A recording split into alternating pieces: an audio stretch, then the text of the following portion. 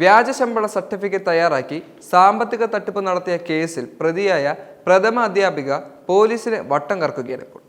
ഒളിവിലുള്ള ഇവർ മുൻകൂട്ടി ജാമ്യത്തിനായി നടപടി സ്വീകരിച്ചതായി വിവരങ്ങൾ ലഭിക്കുന്നുണ്ട്. 4 ദിവസം മുമ്പ് 3 പോലീസ് സ്റ്റേഷനുകളിലായി 4 കേസുകൾ എടുത്തെങ്കിലും ഇവരെ കണ്ടെത്താനോ പിടികൂടാനോ സാധിച്ചിട്ടില്ല.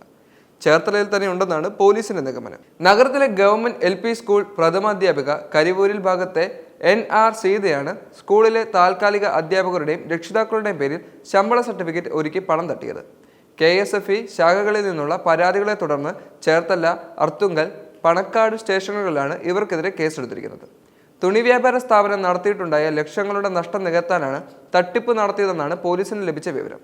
അധ്യാപികയുടെ കരുവയിലുള്ള വീട്ടിൽ അർത്തുങ്കൽ പോലീസ് നടത്തിയ പരിശോധനയിൽ 50ഓളം ആധാർ കാർഡുകളുടെയും പാൻ കാർഡുകളുടെയും പകർപ്പുകളും KSFE വായ്പാ അപേക്ഷാ ഫോറങ്ങളും കണ്ടെടുത്തിട്ടുണ്ട്. പരാതിയെയും കേസിനെയും തുടർന്ന് ഇവരെ വിദ്യാഭ്യാസ വകുപ്പ് സസ്പെൻഡ് ചെയ്യുകയും ചെയ്തിട്ടുണ്ട്. KSFEയിൽ ബന്ധുക്കളുടെ പേരിലാണ് ചിട്ടിയും വായ്പാ ഇടപാടുകളും അധ്യാപകർ നടത്തിയിരിക്കുന്നത്. ഇതിനൊപ്പം സ്കൂളിലെ താൽക്കാലിക ജീവനക്കാരുടെയും രക്ഷിതാക്കളുടെയും തിരിച്ചറിയൽ രേഖകൾ ഉപയോഗിച്ചാണ് ഇവരുടെ പേരിൽ ഇല്ലാത്ത ജോലിക്ക് ശമ്പള സർട്ടിഫിക്കറ്റ് ഉണ്ടാക്കിയിരിക്കുന്നത്.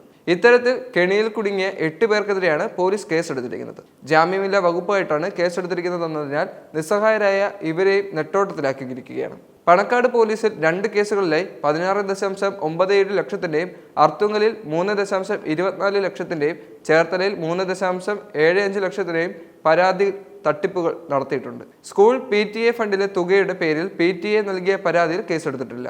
തട്ടിപ്പ് നടത്തിയ NR സീത സ്കൂളിലെയും താലൂക്കിലെ മറ്റ് സ്കൂളിലെയും അധ്യാപകരുടെ ശമ്പള സർട്ടിഫിക്കറ്റ് ജാമ്യമായി നൽകി 1 കോടിയോളം തട്ടിച്ചതായും പരാതികളുണ്ട്. 20ഓളം അധ്യാപകർ ഇത്തരത്തിൽ കെണിയിലാവുകയും ചെയ്തു. 2 മുതൽ 10 ലക്ഷം വരെയാണ് ഓരോ അധ്യാപകർക്കും ബാധ്യതയായിരിക്കുന്നത്. ധനകാര്യ സ്ഥാപനങ്ങളിൽ നിന്നും എടുത്ത വായ്പ തിരിച്ചടയ്ക്കാതെ ചിട്ടികൾ കുടിശ്ശികയായി വന്നതോടെ അധ്യാപകരുടെ ശമ്പളത്തിൽ നിന്നും ഇത് തിരിച്ചു പിടിക്കാൻ തുടങ്ങിയിരുന്നു. പലർക്കും നോട്ടീസുകളും വന്നു തുടങ്ങി. ഇവരും നിയമ നടപടിയിലേക്ക് നീങ്ങാനുള്ള സാധ്യതകൾ വർദ്ധിക്കുമെന്ന് പോലീസ് വ്യക്തമാക്കി.